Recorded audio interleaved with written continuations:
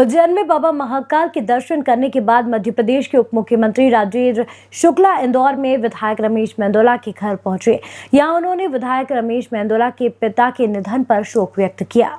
विधायक रमेश मेंदोला के पिता के निधन पर शोक व्यक्त करने के लिए मध्य प्रदेश के उप मुख्यमंत्री राजेंद्र शुक्ला आज इंदौर मेंदोला के निवास पहुंचे। इस दौरान उन्होंने शोक व्यक्त किया और मीडिया से भी चर्चा की। चर्चा में उन्होंने कहा, रमेश मेंदोला में जो संस्कार है वह उनके पिता ने दिए हैं, इसीलिए वह इतने संस्कारी और सौम्य है।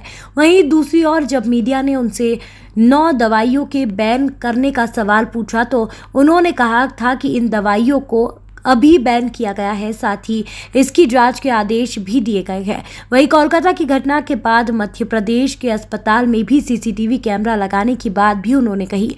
इंदौर से राजीव टाइम्स की रिपोर्ट। मध्य प्रदेश के बहुत ही वरिष्ठ विधायक और इंदौर के लोकप्रिय नेता रमेश मेंदोला जी के पूज्य पिताजी के स्वर्गवास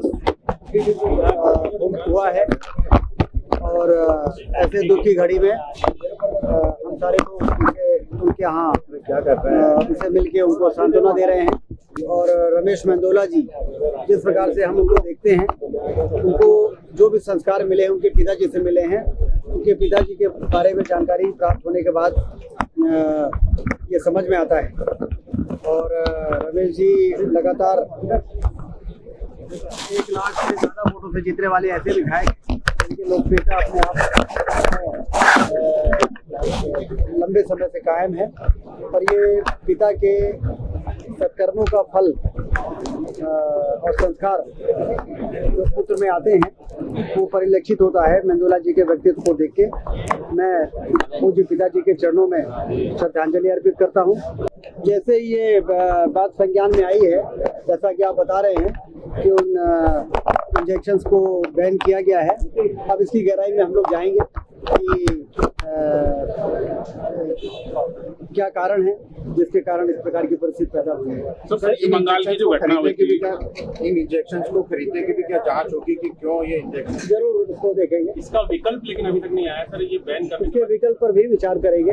पश्चिम बंगाल में जो बैठक होगी, चर्चा होगी और जो मेडिकल विशेषज्ञ हैं उनसे चर्चा की। लेकिन एक बड़ा विषय ये कि केवल एक बैच को ही बैन किया गया है, जो दूसरी बैचेस हैं उनकी जांच कब होगी? हो सकता है कि पूरी सारी बैचेस खराब हो। उसमें आने वाले समय में आपको सारी स्थिति स्पष्ट होगी।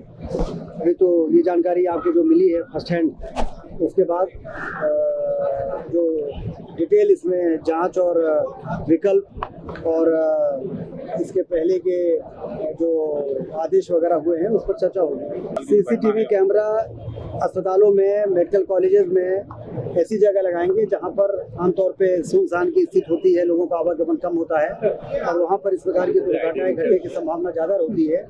खासतौर से हमारी जो छात्राएं हैं, जो लेडी डॉक्टर्स हैं, नर्सेज हैं, ऐसी जगह सीसीटीवी कैमरा लगाकर उस पर नज़र रखी जाएगी जिससे कि बंगाल जैसी दुर्भाग्यपूर्ण घटना की पुनरावृत्ति न हो।